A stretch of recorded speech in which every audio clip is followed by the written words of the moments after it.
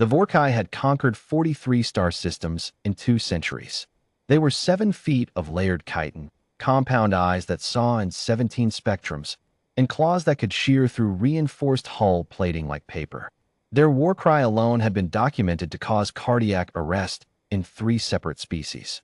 The Galactic Council had classified them as Category Omega, the highest threat designation ever assigned to a sentient race.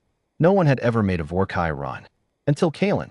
Kalen was 9 years old, from a backwater mining colony on Kepler 452b, and she weighed approximately 32 kilograms soaking wet. She had 2 missing front teeth, a spray of freckles across her brown nose, and an absolutely catastrophic tendency to adopt things that should not be adopted. The honey badger's name was Celera. Celera was, by any reasonable scientific metric, a disaster with fur. She weighed 11 kilograms. She had survived 3 separate encounters with the colony's industrial pest control drones, 2 of which she had won. The veterinary AI had flagged her medical file with a note that simply read, "Do not attempt sedation without full hazmat clearance." Kalen had found Celera as a kit, half dead in the ventilation shafts, and had decided, with the ironclad certainty unique to 9-year-olds, that this was her animal now. No one had successfully argued otherwise.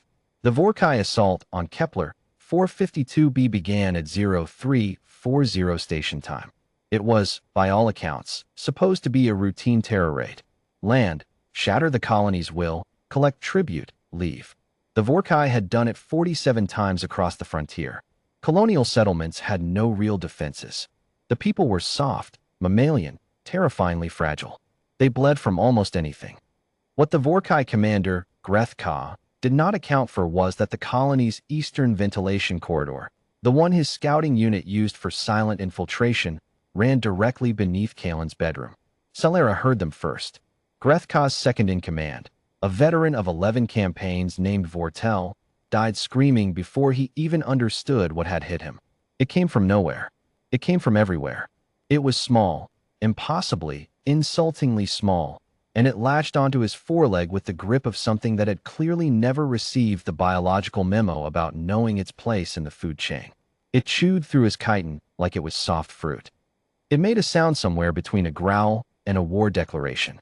When he shook it loose, it hit the far wall, bounced, and came back.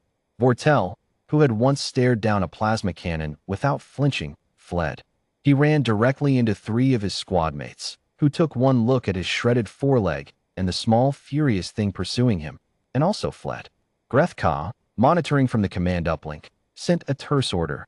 Report. What is the threat? Vortel's response was a series of sounds that the translation matrix classified as incoherent screaming and then static. Kalen woke to Celera's alarm shriek, a specific pitch she had learned to recognize, different from the "I found something dead" shriek, and the "I am personally offended by this drone" shriek. This was the intruder shriek. She rolled out of bed, grabbed her habitat torch, a heavy cylindrical thing her father used for checking her samples, and opened her bedroom door. The corridor was full of Vorkai. Kalen looked at them. They were enormous. Their compound eyes caught the emergency lighting and fractured it into 1,000 cold reflections. Their claws were still wet from whatever they had been doing in the ventilation shaft. Kalen's brain, being a human child's brain, processed the threat in approximately 0.3 seconds and arrived at a conclusion that a more experienced, more sensible species would never have reached. They hurt Celera's feelings. That's not okay.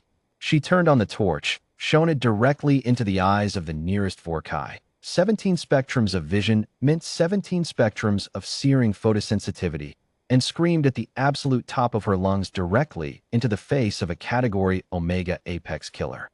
Get out of my house.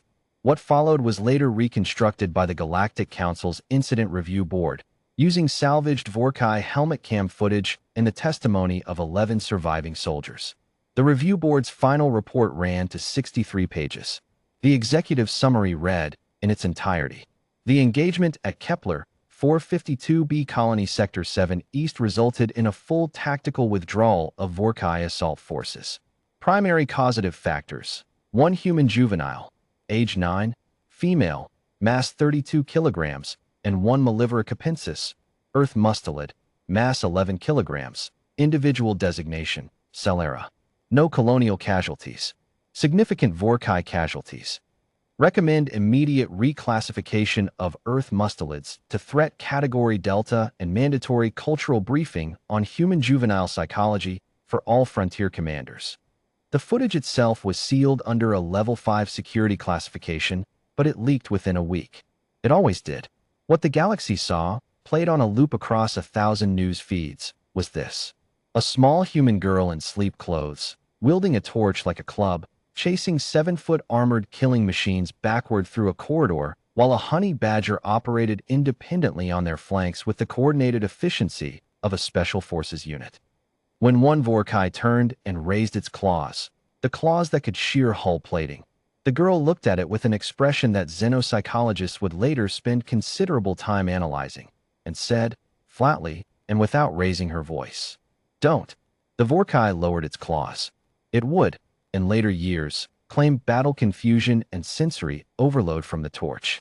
Its squadmates would nod and agree and never, ever discuss the fact that for one frozen moment, something in the human child's eyes had looked at the Vorkai and simply not been afraid, and that this, inexplicably, terrifyingly, had been worse than any weapon.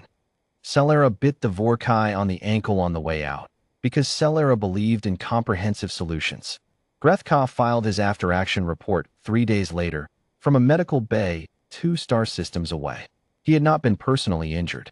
He was being treated for what the Vorkai Medical Corps listed as combat psychological disruption, which was as close as Vorkai medicine had ever come to diagnosing pure, uncut existential humiliation. His report recommended immediate avoidance of Kepler 452b and all human frontier settlements pending further intelligence gathering. Human juveniles present unclassified psychological threat profile. Human companion animals appear immune to fear-based deterrence. Further engagement not advised until behavioral models are updated. Significant behavioral models update required. High Command read the report. Read it again. Then quietly shelved 3 planned raids on human colony worlds that had been in final preparation. The Galactic Council convened an emergency session. The human ambassador, a tired woman named Dr. Priya Okafor, who had been trying to get the council to take human frontier security seriously for 6 years, sat at the far end of the chamber and watched alien diplomats who had never given her species the time of day suddenly lean forward with something she had never seen directed at humanity before. Attention. Real attention. The kind with a little fear in it. She cleared her throat. "We'd like to revisit our request for frontier zone protection status," she said, "and perhaps a reclassification of human colony worlds on the Threat Engagement Index." The chamber was very quiet. "We'd also," she added, looking down at her notes, "like to formally register Celera of Kepler 452b Colony Sector 7 East for a galactic civil commendation. She is 11 kilograms, and she has opinions." Kalen, back on Kepler 452b, did not know about the council session or the leaked footage or the 3 canceled Vorkai raids.